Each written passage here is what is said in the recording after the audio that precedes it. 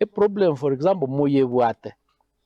They overemployed. Yani bakalika abantu baetaniti abana. Bali bawenete ko support.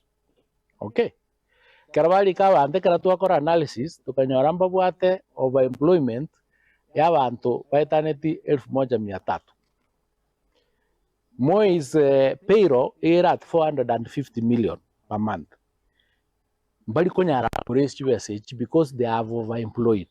So one of the sustainability strategies is to slowly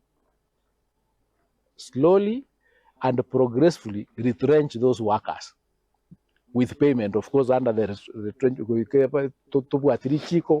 retrenched, like that. So what he was talking about is that you can move us but by law, retrenchment is allowed because toko tuaraba anto tanyar kolin.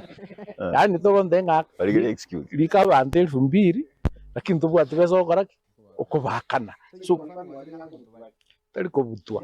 It's called retrenchment. Okay. It's actually rationalization. Yeah. So that you are, for example, iga this land. Oranyora utakere kwa kulika abantu bako kuna cyo bunyansi maybe abantu babiri. Obako nya abantu babiri kire bako na cyo bunyansi obo obali abantu 15. So iminete abantu 13 gastiyo bako karaki. Mbali kire lakini gastiyo bako. Kono monde impatiko bagender. So you know kera wocha kwanya ole problem. You first solve the problem. The problem will you deal with it. Gitangani. Oiso kuteba ngani no tete kumanyanga abantu bali getu was in 2000 kerabali getu. Yeah. Wono ngisikwira nanga I'm spending 7 hours per day kumanyanga ingo bali gete. Instead of solving a problem, tingo nyara solve that problem. Abantu bali getu. And you know the history of these universities. You could tell. And university